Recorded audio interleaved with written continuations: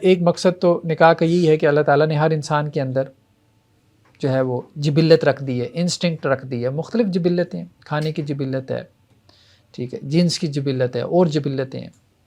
تو اللہ تعالیٰ نے ان جبلتوں کو، ان انسٹنکٹس کو، ان خواہشات کو پورا کرنے کے جائز ذرائع رکھے ہیں۔ یہ جو کہتے ہیں نا اسلام میں حرام کا کانسیپٹ ہے، یہ پابندی وہ پابندی، دیکھیں نہیں، پابندی اسلام میں یہ نہیں ہے کہ یہ ایک چیز کو بین کر دیا۔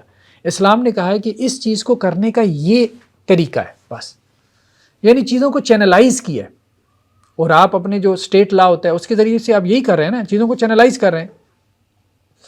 اسٹیٹ لا میں بھی تو یہی ہو رہا ہوتا ہے۔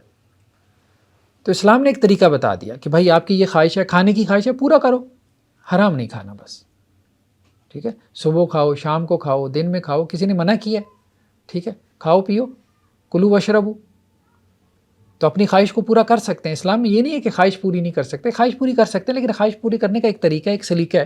جیسے ہم گھر میں کہتے ہیں بھائی کام کرنے کا ایک طریقہ، سلیقہ، ایک ڈھنگ ہے، بس اس ڈھنگ سے وہ کام کر لو۔ تو اسی طرح سے اللہ نے جو ہے وہ انسان کے لیے اپنی خواہشات پوری کرنے کا ایک طریقہ مقرر کر دیا، ٹھیک ہے، کھانے کی خواہش ہو یا اس کی اور جبلتیں ہوں، تو ان میں سے ایک اس کی جنس کی جبلت ہے جس کے لیے نکاح کا طریقہ مقرر کیا گیا۔ حضرت ابو ہریرہ سے روایت ہے کہ عورت جو ہے وہ شیطان کی صورت میں سامنے آتی ہے اور شیطان کی صورت میں واپس جاتی ہے، ٹھیک ہے۔ تو اس سے مراد کیا ہے؟ مطلب یہ نہیں کہ اس کو شیطان بنا دو۔ ہمارے حدیثوں کو انٹرپریٹ بھی بہت مطلب غلط طریقے سے کیا گیا نا، بہت غلط طریقے سے کیا گیا، ٹھیک ہے۔ تو اس سے مراد کیا ہے؟ اس سے مراد یہ ہے کہ مرد کے لیے جو ہے نا، مرد کے لیے اگر وہ نکاح نہیں کرے گا، شادی نہیں کرے گا، تو اس کے لیے وہ ساری عورتیں کیا ہیں؟